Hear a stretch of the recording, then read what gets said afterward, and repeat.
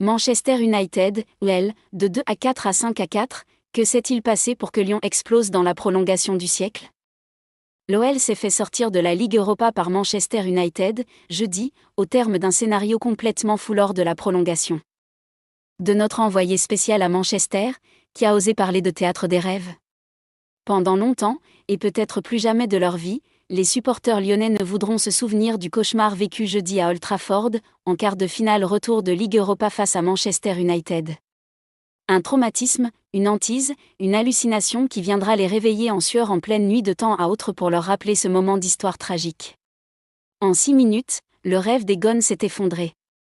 6 minutes irrationnelles, inexplicables, folles qui ont vu Paulo Fonseca et ses hommes rêver d'un petit voyage sur la côte basque dans 15 jours pour affronter l'Athletic Bilbao à celui d'un aller direct vers l'enfer. 3600 secondes en fin de prolongation durant lesquelles l'OL est passé de 2 buts d'avance à 1 but de retard sans que l'on ne comprenne vraiment comment. Old Trafford se vide, l'OL célèbre.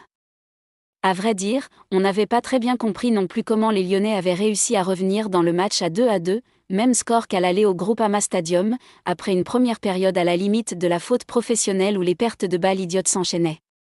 Pas compris également comment Corentin Tolisso s'est fait expulser pour un deuxième carton jaune à la fin du temps réglementaire, alors que Lenny Yoro trébuchait lui-même sur la jambe du champion du monde 2018.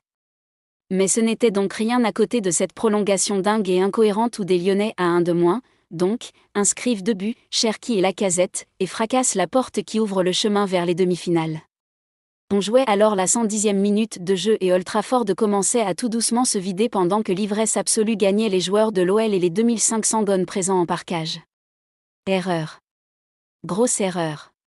On a mené 4-2 avec un joueur en moins sur le terrain, mais on a célébré beaucoup sur notre 4e but, alors qu'on doit célébrer au coup de sifflet final, a tenté d'expliquer Paulo Fonseca après la rencontre. Peut-être qu'on a pensé à ce moment qu'on avait gagné, on a manqué un peu d'équilibre émotionnel à ce moment. Arrivé en zone mixte la tête bien basse et en ayant autant envie de répondre aux journalistes que d'apprendre le népalais, Moussa Niakhaté réfutait cette théorie. On n'a pas fait exprès. On connaît le foot, on savait que ce n'était pas gagné, a soufflé le défenseur central. C'est un grand club avec une grande histoire, un stade chaud. On savait que ce n'était pas gagné, mais on n'a pas fait exprès. Heureusement. Mais les petites scènes de joie des Lyonnais après le but de Lacazette ont aussi marqué Harry Maguire, auteur de l'improbable 5e but au bout de la prolongation après avoir passé l'essentiel de son temps à souffrir à cause de la vitesse des attaquants rhodaniens. C'est le match le plus fou que j'ai joué dans toute ma carrière, s'est réjoui en zone mixte le défenseur central à la caravane bien accroché. Lorsqu'il marque le 4e but, je me dis qu'il reste encore du temps, puisqu'on est à la 109e minute. Et vu comment il célébrait, il pensait avoir gagné. Et cela nous a donné un surplus de motivation pour renverser la rencontre.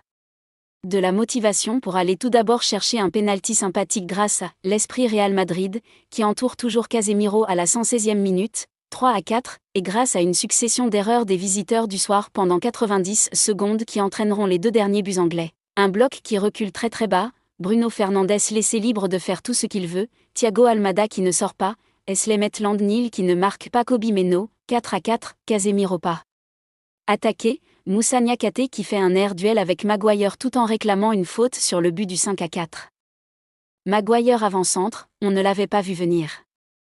Pourtant bien en place durant la prolongation malgré l'infériorité numérique, l'OL a peut-être aussi perdu ses repères avec le changement effectué par Paulo Fonseca, qui a choisi de renforcer l'axe central en mettant Dushkal Takar à la place de Nicolas Tagliafico. Je ne regrette pas mes changements à la fin, car Manchester United se mettait à jouer des longs ballons, donc je devais répondre à ça, a répondu le Portugais. Répondre à la menace Maguire, c'est quand même tomber bien bas, diriez-vous? Pas si sûr, car Ruben Amorim avait prévu son coup. Privé d'attaquant sur le banc des remplaçants à cause des blessures, le technicien des Red Devils avait décidé de jouer le tout pour le tout en mettant Maguire sur le front de l'attaque. Osé, mais réussi.